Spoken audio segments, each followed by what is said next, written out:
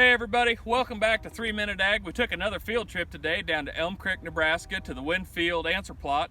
A year like this, you probably have more questions than answers, so we brought in an expert from Winfield. This is Brad. He's going to kick dirt with us. He's going to talk to us a little bit about diseases, what to look for, and how to scout for them.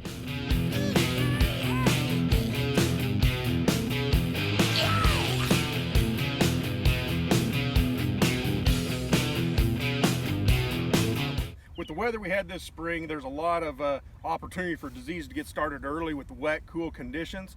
So things we need to start looking for is, the development of crown rots, anthracnose, things like that, starting these plants really early, but we don't see the symptoms or the really true development till later in the year when we start having stand problems or lodging, things like that. Sure. So what we can do right now is get out in these fields early and start digging up plants, looking at the crowns, the roots, look for diseases, lesions, things like that may be developing for Phytophthora and things like that, but then also splitting these crowns open and looking for discoloration inside of the plant. So if you split that plant open, we should see bright white insides of the plant here. You shouldn't see discolored like darker brown, things like that. If you do find dark brown, really darker yellow kind of colors, you could have some development of some crown rots, things like that showing up already. Okay, so now if we're going to have a crown rot problem, that may not cause us an issue right now, but going forward through the year, what's that going to do to us? It just really hampers that plant's ability to fully develop correctly,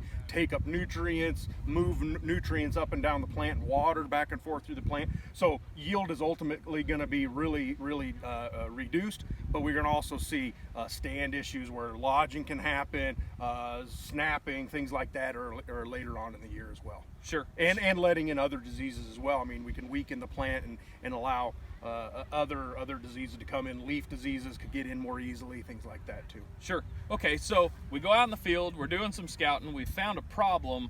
Now what do we do?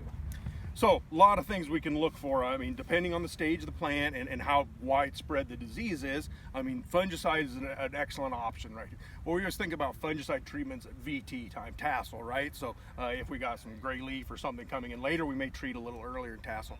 But right now is an opportune time to be thinking about fungicide at V5 to V8 time frame even.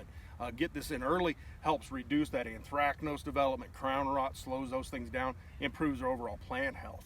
So that's one thing we could look at, and there's a lot of different fungicide options depending on what you're chasing and what you're putting in the tank with it. Sure, and that is something that we can probably use along with a chemistry application. It doesn't necessarily have to be another pass. Is that right? Correct. There's a lot of mixing opportunities that you can tie other things in there, micros, things like that. You just have to check the labels, do jar tests, those kind of things to make sure what's compatible and what's not. Sure. Okay. All right. That sounds good. You've got a chart for us. What were you going to show us? Yeah. So this is just studies we've done over the last few years showing our answer plot response to scores. And one thing we really want to focus on here is the response to fungicide. So back in 2015, first year, we had our Skywalkers that we developed, the sprayers that can on hydraulics go up above the tassel corn, and we make fungicide applications at that time. So we can see over the last 4 years of doing fungicides right here, we saw an average response of 13.9 bushels. That's over 225 hybrids each year tested. So we've got a range between, we actually had a product that was a negative response all the way up to 40 bushels almost response to fungicide. So we've got products that are low responders, moderate, and high is how we classify not only the cropland products, but the partners that we test in here, the Decal, Mycogen, NK.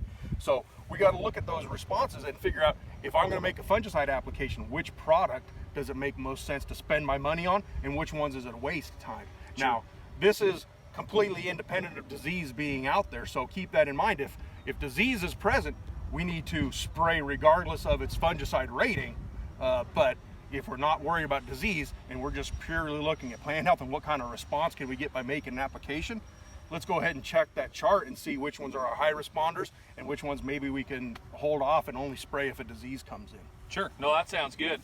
So kind of if a producer has got X number of dollars that he'd like to spend on a fungicide, maybe he's not going to do the entire farm. You could get together with your country partners guy, you could get together with your agronomist, with your seed salesman, and find out which one of these hybrids are going to give you the biggest bang for your buck then. Absolutely. I mean, that's the perfect scenario. Sit down, go through your farm plan or your whole planting portfolio and say, okay, I've got these hybrids. which ones should I plan on it? And then that even helps us budget year over year too. Next fall, when you're sitting down and picking hybrids, have that discussion during the winter months too, and have that in your budget ahead of time and have it planned in. Hey, this hybrid needs to make a fungicide application, it pays. Yeah, okay, that makes sense. I mean, it's kind of like when you're dealing with, you know, flu season around here and you're taking a few extra vitamins or whatever just to prevent that, something kind of similar. That sounds good, Brad. We appreciate you being with us on 3 Minute Ag today. I'm going to put you on the spot. Favorite classic rock song? Oh, the Bee Gees, you know, Disco Fever or something like that. They got some, right? No. Nobody has Disco Fever. AC/DC, Big Gun.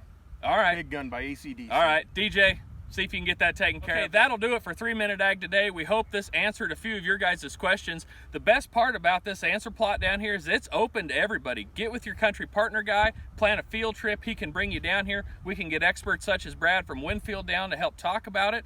And we can go through just a wide array of different things, things that may work for your farm, problems we're seeing, and how to correct them. It really is a useful tool. Get with somebody from Country Partners. And while you're doing that, look us up on YouTube, 3 Minute Ag. We'd love to have you follow along. We'll see you guys in the field.